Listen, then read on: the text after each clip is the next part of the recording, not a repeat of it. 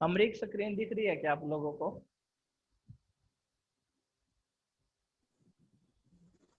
Answer दिख रही है। चलो ठीक है, और कोई बोलो जल्दी ऐड हो जाए, करें अपना क्लास स्टार्ट।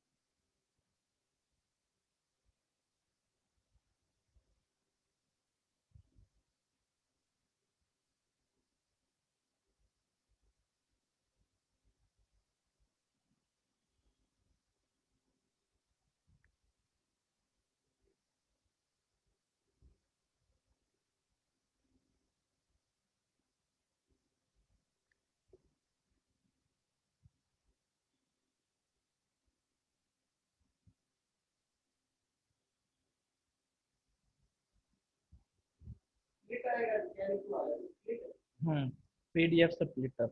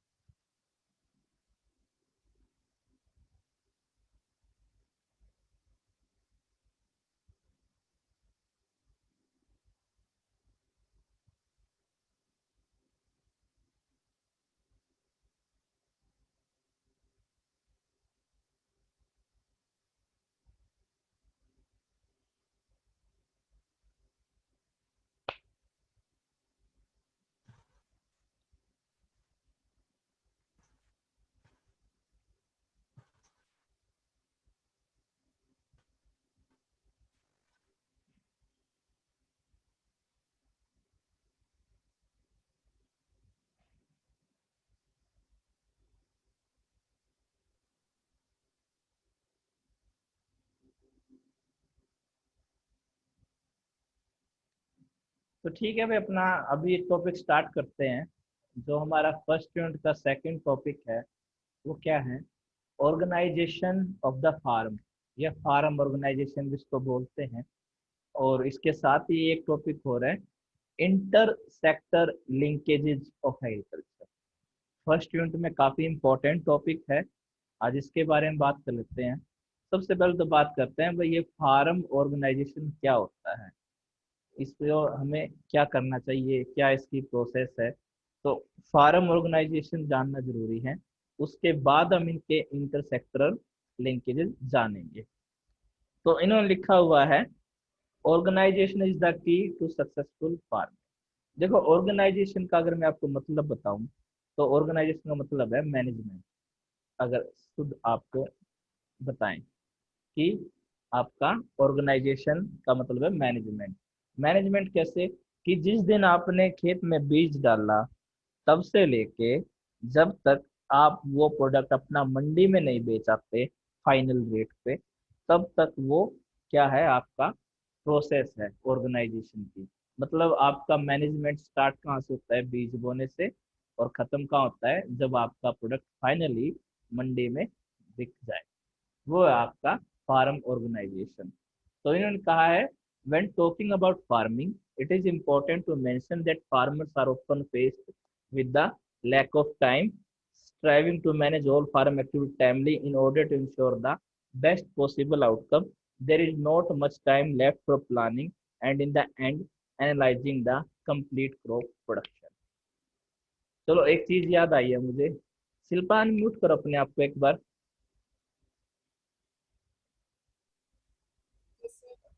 हाँ, तो जैसे इंडिया में अभी भी लगभग 50% लोग लगे हुए हैं एग्रीकल्चर में, राइट? तो ये जो जी सर। 50% लोग है इंडिया में एग्रीकल्चर करते हैं और हमारा पेट भरते हैं, मतलब ये आधी जनसंख्या भी एग्रीकल्चर में लगी हुई है इंडिया के। तो यूएसए में कितने परसेंट लोग लगे होंगे एग्रीकल्चर में? मान लीजिए वहाँ पे 100 है पॉपुलेशन, तो 100 में से कितने आदमी ऐसे हैं जो फार्मिंग में लगे हुए होंगे आपके हिसाब से? USA side sir. बताओ, यूएसए में कितने परसेंट होंगे लोग एग्रीकल्चर में?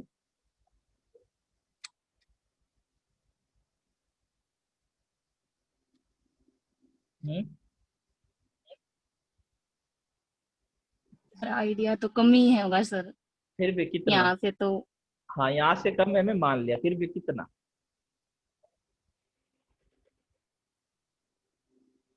50 बिलो ही होगा सर। एक नंबर बता दो आप, 10, 20, 5, 25, कुछ भी, एनीथिंग, गेस।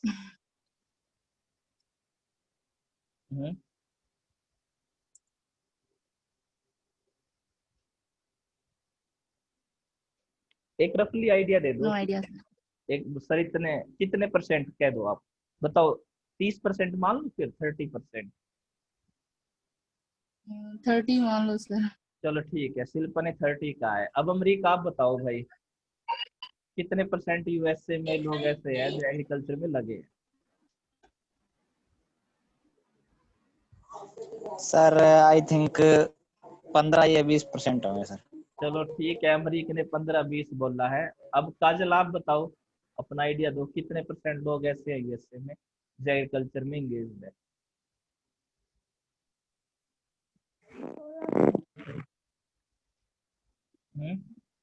बताओ काजल।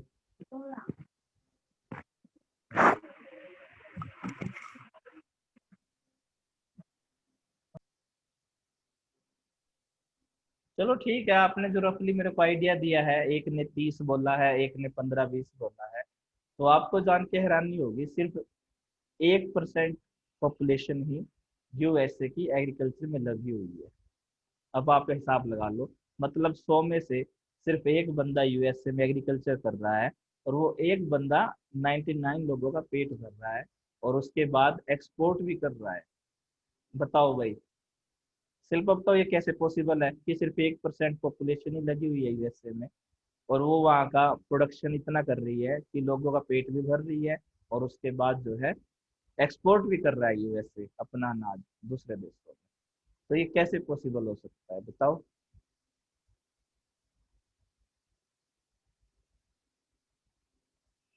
इसका सिंपल सा आंसर ये है कि जो यूएसए में एग्रीकल्चर प्रोडक्टिविटी है वो बहुत ज़्यादा है। कैसे? अब जहाँ यहाँ सबसे बड़ी प्रॉब्लम क्या है, यहाँ पे size of land holding is very small. मतलब जो हमारे किले हैं, जिसको हम खेत बोलते हैं, किला बोलते हैं, एक तो ये छोटे छोटे हैं, पहली चीज। ठीक है, तो दूसरा क्या है कि इनका जो है इंटीग्रेशन नहीं है। कई जगह आप देखोगे 2 किले एक जगह पे है, दूसरे जो 2 किले होंगे वो कहीं और है, और बाकी कुछ किले अलग अलग हैं। तो इससे क्या होता है, इससे एग्रीकल्चर जो प्रोडक्टिविटी है वो काफी कम हो जाती है। सबसे बड़ी दिक्कत क्या है, लेकिन यूएसए में ऐसा नहीं है भाई साहब। यूएसए में क्या सिनेरियो है, यूएसए में जो किसान है ना, वो काफी बड़े बड़े किसान है, बहुत बड़े बड़े। एक किसान के पास आपको 500-500 किले खेत मिल जाएंगे आराम से, कोई दिक्कत नहीं है। यहाँ तो छोटे किसान ज्यादा है, किसी के पास 1 एकड़ है, किसी के पास 2 एकड़ जमीन है। लेकिन यूएसए में ऐसा नहीं है। यूएसए में आपको सारे बड़े किसान मिलेंगे, और उन बड़े किसानों के पास 100 एकड़, 150 एकड़, 200 एकड़ ऐसे जमीन मिलती है। ठीक है, और दूसरी चीज क्या होगी कि वहां पे जैसे हम करते हैं, जैसे हमें धान धान लगानी है, गेहूं का बीज डालना है, यहाँ तो हम ऐसे मैनुअल करते हैं हाथों से।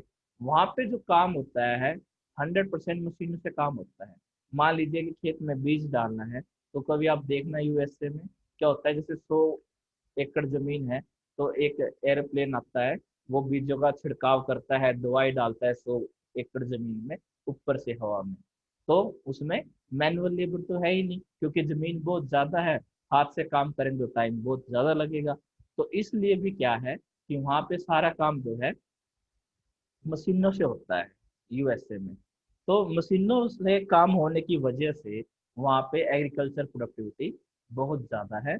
और उसके बाद अगर बात करें पशुपालन की, अब सीधी सी बात है, अगर कोई बड़ा किसान किसी के पास 100 एकड़ जमीन है, तो उसके पास पशुपालन भी बहुत हाई लेवल पे होगा। और वो जो है ऐसे ऐसे 1000 गाय, 2000 भैंस, ऐसे ही वैसे में एक एक किसान के पास आपको मिल जाएगी। बड़े बड़े फार्म हाउस जो है उधर आपको मिल जाते हैं। तो इसलिए कहता हूँ कि यूएसए में जो एग्रीकल्चर प्रोडक्टिविटी है वो इंडिया से बहुत ज़्यादा हाई लेवल की है। और मैंने आपको फैक्टर्स बता दिए कि इन हाई लेवल प्रोडक्टिविटी की वजह से वहाँ पे बस 1 या 1.5% लोग ही यूएसए में एग्रीकल्चर करते हैं, और पूरे यूएसए का पेट भरते हैं। उसके बाद भी उनका अनाज बच जाता है, तो वो मैक्सिको, इवन इंडिया को भी कई बार यूएसए ने अनाज वगैरह जो है एक्सपोर्ट किया है। तो इन सब फैक्टर्स की वजह से जो प्रोडक्टिविटी लेवल है इंडिया का और यूएसए का, उसमें काफी डिफरेंस रहता है। तो अब हम ऑर्गेनाइजेशन की बात कर रहे हैं, तो मैंने आपको बताया कि ऑर्गेनाइजेशन फार्मिंग, या आप कह सकते हो फार्म ऑर्गेनाइजेशन, इसका एक ही मतलब है मैनेजमेंट। और मैनेजमेंट कहाँ से कहाँ तक? जिस दिन किसान जो है खेतों में बीज डालता है तब से लेके जब तक आपको किसान का प्रोडक्ट मंडी में बिक नहीं जाता, तब तक का मैनेजमेंट। तो आगे उन्होंने लिखा है, for that reason organisation is an essential component of successful farming. Generally speaking a well prepared farmer is a successful farmer. इन्होंने कहा कि जो किसान है, एक सक्सेसफुल किसान वही होता है जो टाइम पे हर चीज के लिए प्रिपेयर रहे। अब जैसे इंडिया में क्या सिनारियो है, अभी भी काफी हद तक हम मानसून पे डिपेंड है। बारिश अच्छी होगी तो फसल अच्छी होगी, ऑल्दो की नहरें काफी हो चुकी हैं, फिर भी लेकिन मानसून का जो रोल है वो कम नहीं हुआ है, बस मैं ये कहना चाहता हूँ। तो इन सब चीजों की वजह से सबसे बड़ी बात क्या है कि आप जो है इंडिया में जो प्रोडक्टिविटी लेवल है वो कम है। दूसरी बात, जो खेत है, एक तो वो सब एक जगह नहीं है। दूसरी चीज, जो उनका साइज है वो भी जो है छोटा है यूएसए कंपेरिजन में करें। तो इन सब चीजों की वजह से जो है हमारी प्रोडक्टिविटी काफी कम रहती है दूसरे देशों की वजह से। तो आगे उन्होंने कहा है, in other words the organisation of all farm activities as well as farm material and other farm process will enable a better flow of the entire production. तो इन्होंने कहा कि अगर आप ऑर्गेनाइजेशन करते हो, अगर आप फार्म ऑर्गेनाइजेशन करते हो, तो जो फार्म एक्टिविटीज है, बीज बोना, सिंचाई करना, सारी चीजें, उन सबको आप क्या करोगे, एक तरह से मैनेज कर लोगे। स्टार्टिंग जैसे हमारा होता है ना, जैसे हम टीचिंग करते हैं तो हमारा एक लेसन प्लान होता है कि हमें इस मंथ में इतना सिलेबस कराना है, नेक्स्ट मंथ हमें ये चीजें करानी है। तो वो सारी चीजें भी जरूरी है बतानी आपको कि कैसे उसका एक तरह से मैनेजमेंट किया जा सकता है। तो organisation farm activity is the key for successful farm. तो इन्होंने यहाँ पे रीजन भी दिए है कि क्यों हम ऑर्गेनाइज करें फार्म एक्टिविटीज, क्या जरूरत है, क्या उसकी नीड है। तो इन सब चीजों के लिए भी ये चीज जाननी जरूरी है। पहला जो रीजन है, क्या लिखा है, a farmer knows exactly which task he is going to perform at any moment. अब एक किसान को पता है कि किस चीज में हम क्या टाइम कर रहे हैं, किस टाइम में बुआई करनी है, किस टाइम में सिंचाई करनी है, किस टाइम बीज डालना है। तो किसान को ये सारी चीजें ऑलरेडी पता होती है, लेकिन दिक्कत कहाँ पे है, दिक्कत है मैनेजमेंट में। कई बार जो है एक्टिविटीज जो वो करनी चाहिए वो टाइम से पहले या बाद में कर देता है, जिसकी वजह से जो है आप उसका प्रोडक्शन जो है वो सेवरली टाइम इफेक्टेड होता है। तो यहाँ पे एक ये सीट दी गई है, मतलब ये सारा कुछ क्या है फार्मर की, अगर पता नहीं आप इसे देख पाओ, और इन्हें मैं थोड़ा जूम करके देखता हूँ, चलिए जूम हो जाए। तो ये तो एक एक्सेल सीट बनी हुई है, देखो एक्सेल सीट में इन्होंने जैसे टास्क दिया हुआ है कि वीड प्रोटेक्शन कब करना है, थोड़ा और जूम करता हूँ मैं आपको। इसमें मतलब आपको सारी फार्म की एक्टिविटीज जो है इसमें लिखी हुई है। जैसे टास्क दे दिया किसान का, डेट दे दी, कब शुरू करना है, कब खत्म करना है, ये सारी चीजें जो है ये देखो यहाँ पे लिखा हुआ है। Task name, categories, start date, end date, responsible, fields. Fields मतलब हमारा खेत कौन सा होगा, कहाँ पे करना है। तो ये सारी चीजें ना यहाँ पे देखो, weed protection, disease protection, solar fertilisation, pest production, cultivation, pinching off laterals, ये सारे जो है किसान के काम हैं। लेकिन इन्होंने काम क्या किया है, कंप्यूटराइज कर दिया है, डिजिटलाइजेशन करने के बाद इसको एक एक्सेल शीट में बना लिया है। एक तरह से जैसे हम फोन में अलार्म भरते हैं, जैसे कल का अलार्म भर दिया, कोई हमारी मीटिंग है तो उसका हम क्या करेंगे, रिमाइंडर डाल देंगे। तो ऐसे ये जो फार्मर की एक्टिविटीज है, कब उसे बुआई करनी है, कब उसे दवाई डालनी है, पेस्टिसाइड डालना है, वो सारी चीजें जो है एक सॉफ्टवेयर के माध्यम से एक किसान के लिए प्लान कर ली है। और यहाँ पे लिखा भी हुआ है, farmers are able to plan and track all farm activities. जो भी उसको करनी है वो सारी, वो जो क्या करेगा, एक तरह से रिमाइंडर के तौर पे उसको प्लान कर लेगा।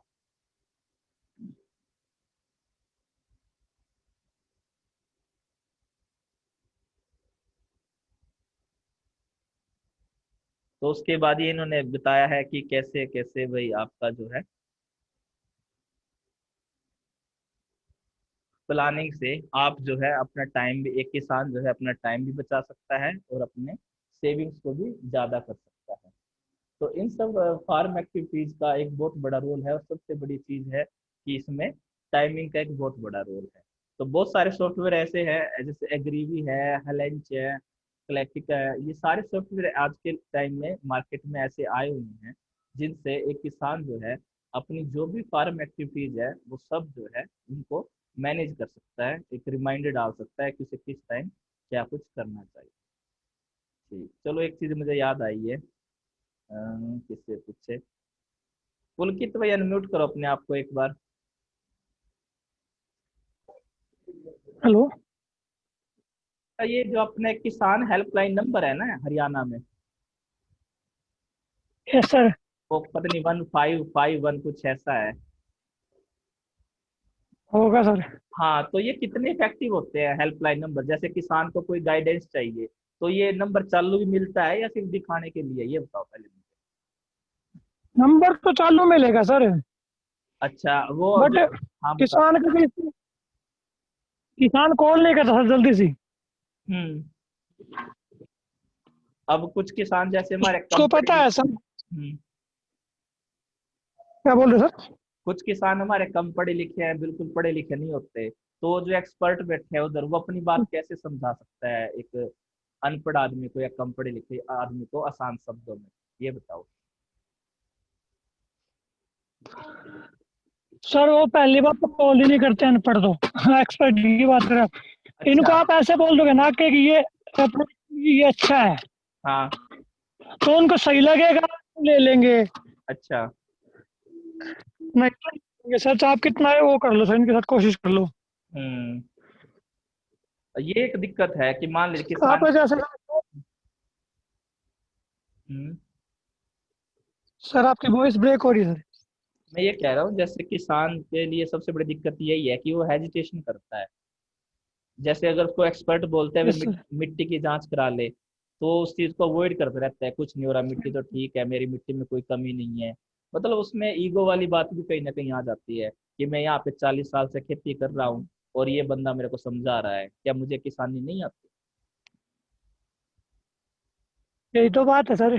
हाँ, तो बीच बीच में कहीं ना वो जो गैप है किसान का और जो एक्सपर्ट का, जैसे हमारी HAU है, हरियाणा एग्रीकल्चर यूनिवर्सिटी, इसमें एक से एक एक्सपर्ट बैठे हैं एग्रीकल्चर के, कोई बीमारी है कुछ भी है वो सब बता देंगे, लेकिन जो गैप है किसान का और उनके बीच का वो कम करना जरूरी है।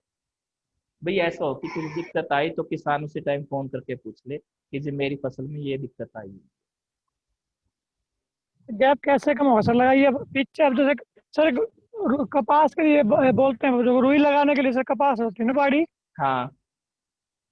ये लगा रखे सब। पीछे गांव में आए थे डॉक्टर वगैरह, अच्छा।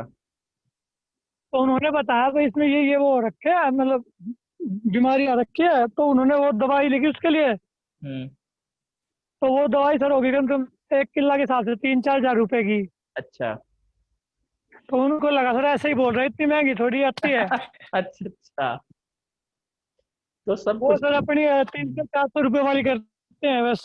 अच्छा तो अच्छा। गैप कम नहीं हो सकता सर, तो समझेगा वही कर सकता है सर, हम्म। कि उसको अपनी फसल अच्छी लेनी है, वो तो कर लेगा सर, पर ज्यादातर नहीं करते सर। हाँ, ये भी एक दिक्कत है।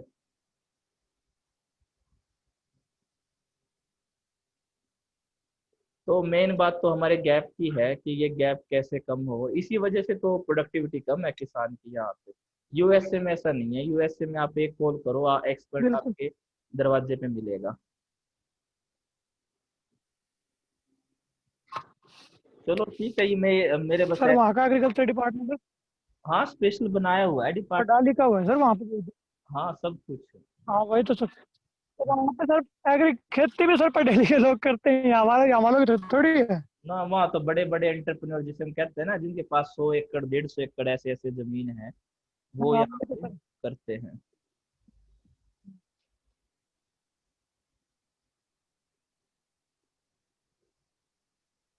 अच्छा, कुछ स्टूडेंट मुझे ये कह रहे हैं व्हाट्सएप ग्रुप में कि कनेक्ट नहीं हो रहा, इनको देखता हूँ मैं एक बार। सर इसके बारे में उस पे सर मीट पे लिया करो क्लास, मीट बेटर है सर इससे। आज वही है ना, कुछ बच्चे कनेक्ट नहीं हो पाते इस पे मीट पे। अगर मैं आप अटेंडेंस दिखाऊं आपको मीट पे, तो 7-8 बच्चे थे, लेकिन हम्म। आज जूम पे 14-15 बच्चे आ गए थे आज। तो हम तो वही करें ना जिसमें ज्यादा बच्चे कनेक्ट हो रहे हैं। वो मुझे तो कोई दिक्कत नहीं है सर। वही है ना, हमें बस ये देखना है कि बच्चे किस में ज्यादा कनेक्ट हो पा रहे हैं। Okay sir. हाँ, क्योंकि हमें तो यही है कि भाई ज्यादा से ज्यादा बच्चे अटेंड कर ले तो ज्यादा अच्छा रहेगा, मेन बात तो देखो ये है। ओके। हम्म। अच्छा, तो अब अगर हम आगे बात करते हैं inter sector linkage of agriculture. इसमें जो हमें बात करनी है वो बात किस चीज की होगी कि एग्रीकल्चर का किस किस सेक्टर के साथ क्या रिलेशन है। तो आपको बता दूं कि एक जो सेक्टर्स है, जो सबसे बड़ी मेन बात है, सबसे ज्यादा गहरा लिंक अगर एग्रीकल्चर का है किसी सेक्टर के साथ, तो वो आपका कौन सा सेक्टर है? वो है आपका इंडस्ट्री सेक्टर। इंडस्ट्री सेक्टर और एग्रीकल्चर सेक्टर आपस में इंटरडिपेंडेंट, एक दूसरे पे डिपेंड करते हैं बहुत ज्यादा। कैसे? मान लीजिए कि अगर आप देखो, एक इंडस्ट्री लगी हुई है और इंडस्ट्री को कोई प्रोडक्ट बनाना है, तो उसके लिए इंडस्ट्री को क्या चाहिए? रॉ मटेरियल चाहिए। रॉ मटेरियल कहाँ से मिलेगा? एग्रीकल्चर सेक्टर से। तो जो रॉ मटेरियल्स प्रोवाइड कराता है वो है एग्रीकल्चर सेक्टर। उसके अलावा एग्रीकल्चर सेक्टर लेबर भी प्रोवाइड कराता है। जब खेतों में काम नहीं होता तो वो कुछ मजदूर जो है अपना इंडस्ट्री की तरफ मूव कर जाते हैं। और उसके अलावा जो अब उसके बाद इंडस्ट्री क्या देता है बदले में एग्रीकल्चर को, ये भी एक सोचने वाली बात है। इंडस्ट्री जो है बदले में उनको देता है इंस्ट्रूमेंट्स जो एग्रीकल्चर में यूज होते हैं। जैसे ट्रैक्टर जो बनेगा वो इंडस्ट्री से बन के आएगा, हार्वेस्ट जो है वो भी इससे बन के आएगा। और आजकल तो इतना ज्यादा मशीनें आई हुई है, कंबाइन मशीन तो है ही है काफी टाइम से। अब तो जैसे बीज डालने के लिए मशीन आई हुई है, थ्रेशर आए हुए हैं। तो ये सारे कहाँ बन के आते हैं? ये सब कुछ जो है इंडस्ट्री से बन के आता है। तो यही है कि इंडस्ट्री और एग्रीकल्चर सेक्टर जो है एक दूसरे से जुड़े हुए हैं। अगर आप एक सेक्टर को काट दोगे दूसरे सेक्टर से, तो दूसरा सेक्टर सरवाइव नहीं कर पाएगा। ना तो एग्रीकल्चर सेक्टर अकेला काम कर सकता इंडस्ट्री के, और ना ही इंडस्ट्री सेक्टर अकेला काम कर सकता। तो इन दोनों के बीच का क्या है? Inter sector linkage.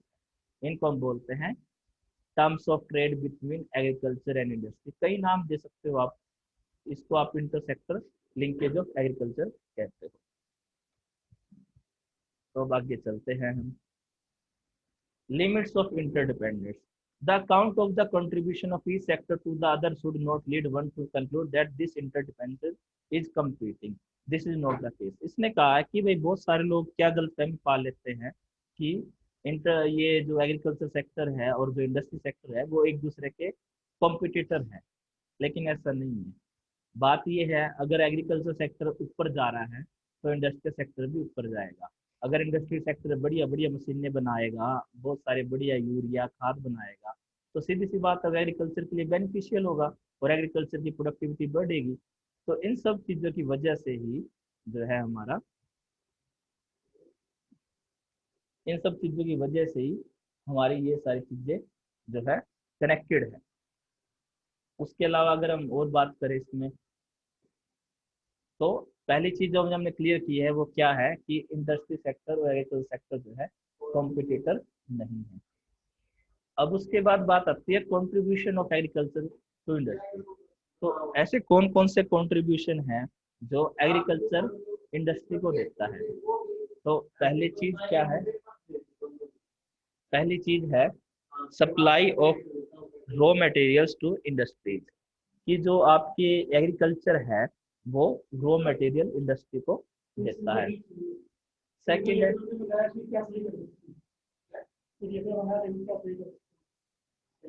सेकंड आपका सप्लाई ऑफ वेज गुड्स। की जो आपकी the market arrival of food grains can be taken to represent what agriculture can spare for the non agriculture sector as wage goods provided the market arrivals do not contain any distress sale on the part of agriculture. इसमें ये है कि आपकी जो है veg goods भी जो है, जो मजदूर की चीजें हैं, जो मजदूरी आपकी करते हैं, जैसे मैंने बताया कि सीजनल जॉब होते हैं एग्रीकल्चर में।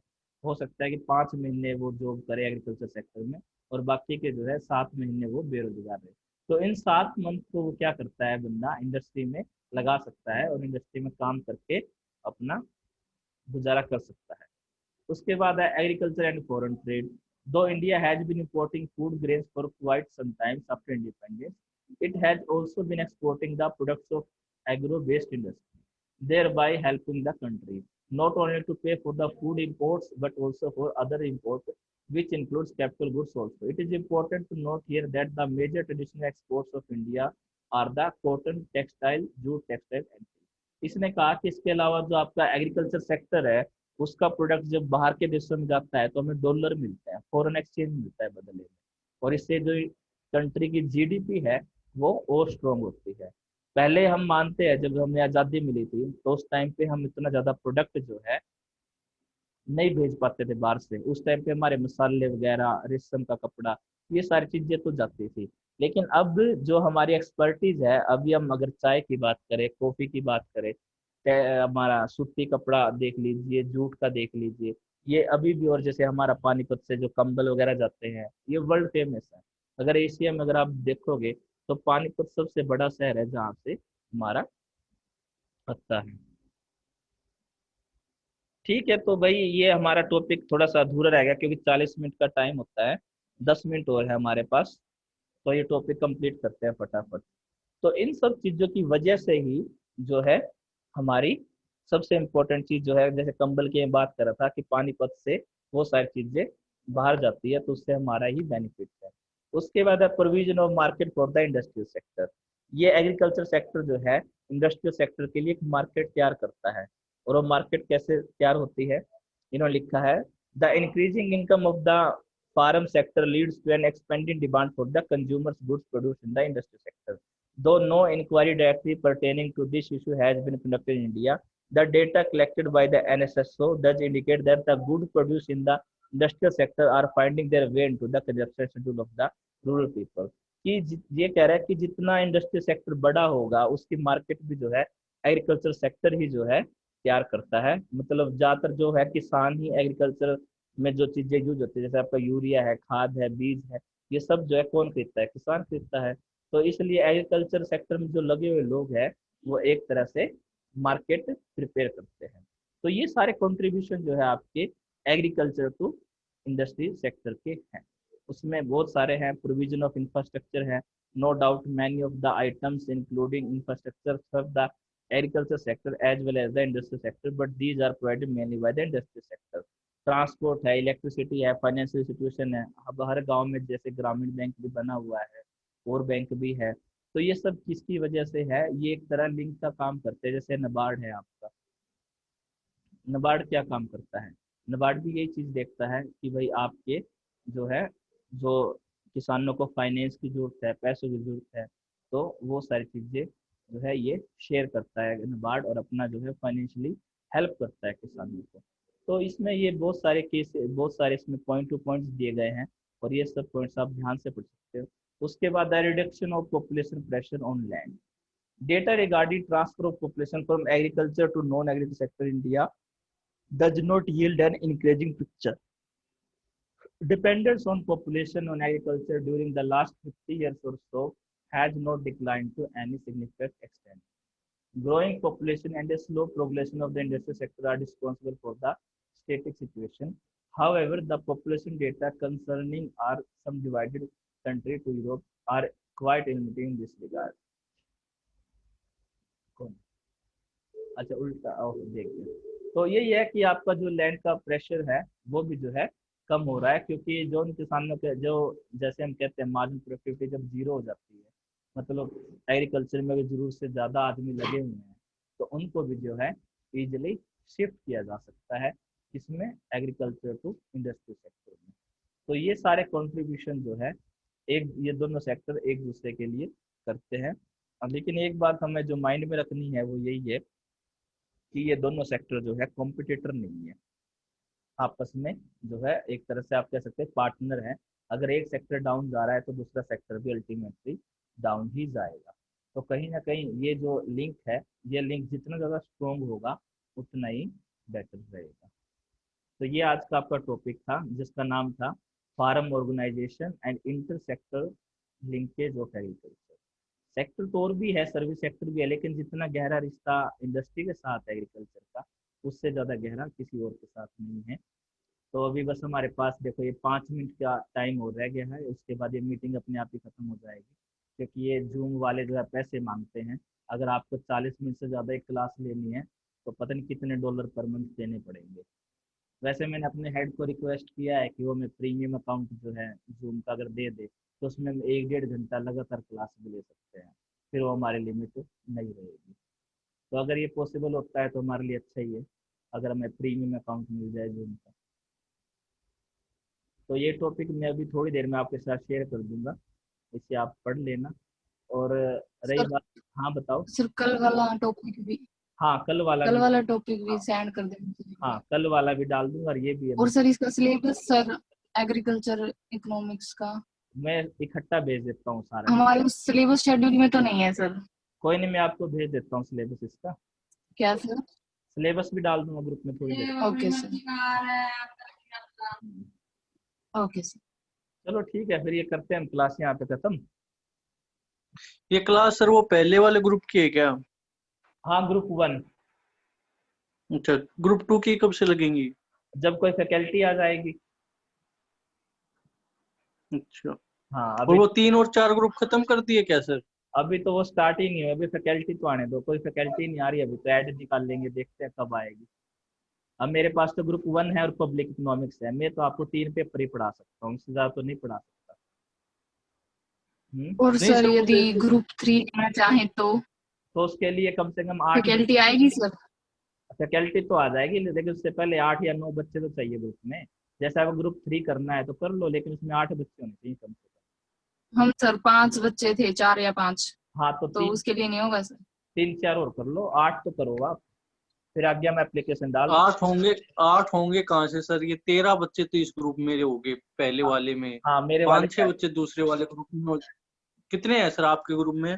मेरे में 13 बच्चों ने लिया है मेरा वाला ग्रुप। 13 बच्चों ने ले लिया, और मतलब 5 बच्चे उसमें हैं, मान लो 18 बच्चे, तो बच्चे 10 बच्चे, 10 बच्चों का 10 में से भी वो टोटल नहीं हो पाएगा। हाँ तो फिर आपको डिस्कस कर लो, आपस में अंडरस्टैंडिंग बना के कर लो बात कि भाई कौन सा ग्रुप लेना है, क्योंकि अब नए फैकल्टी आएगा अंडरस्टैंडिंग क्या सर, पता नहीं। सब एक में ही घुस जाएंगे, फायदा क्या? तो वो तो आप देखो, अब पता नहीं वो कब नया टीचर आएगा, थोड़ा टाइम तो लगता है इन चीजों में, और कितने लेट लेट सिलेबस स्टार्ट होएगा फिर। हाँ हम्म। तो इसलिए अभी तो बस यही है कि ग्रुप 1 और 2 का तो है ही है, अब ग्रुप 3-4 का मैं भी कुछ कह नहीं सकता, क्योंकि अभी ऊपर से परमिशन मिली नहीं है ग्रुप 3 और 4 के लिए। सर फर्स्ट प्रेफरेंस तो ग्रुप 3 थी मेरी, और बाकी अगर नहीं हो पाता है तो फिर ग्रुप 1 ही है। हाँ नहीं हो क्यों पाता है? यूनिवर्सिटी लेवल की चीजें हैं, नहीं क्यों होंगी? ये कोई बात थोड़ी ना अरे है, भाई, प्रोवाइड भाई प्रोवाइड ग्रुप करवाना बच्चे तो यूनिवर्सिटी का होंगे, काम है। 4 बच्चे हैं हम, तो तू ले 4 ले फिर क्या, मैथ, 4 बच्चे हैं। चाहे एक बच्चा हो, उसके लिए ये कोई मतलब ये कोई कंडीशन नहीं होती है कि उसमें मतलब 5 एक बच्चे बच्चा हो तो क्लास में फैकल्टी टोटल। थोड़ी ना आएगी एक बच्चे के लिए। ना नहीं, बिल्कुल एक आएगी, क्यों नहीं सिंपल आएगी? सा, जब मेंशन कर रखा है। अभी एक एक बात बताओ, इकोनॉमिक्स में एक बच्चा हो तो ये क्लास नहीं लगाएंगे? नहीं लगेगी, 5 बच्चे चाहिए किसी कोर्स को चलाने के लिए।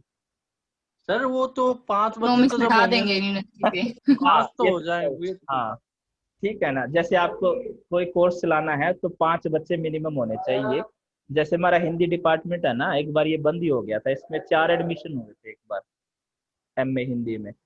तो बंद करने के गार पे आ गया था, बड़ी मुश्किल से इन्होंने 2-3 एडमिशन एक्स्ट्रा करा के कोर्स चलवाया है। तो ये कुछ प्रोटोकॉल होते हैं यूनिवर्सिटी के, भाई मिनिमम इतना नंबर तो होना चाहिए स्टूडेंट का, बात ये है। ठीक है, चलो मैं आपके अटेंडेंस नोट कर लेता हूँ एक बार, अभी इससे ज़्यादा तो कौन आएगा, लास्ट में आएगा बिल्कुल आप।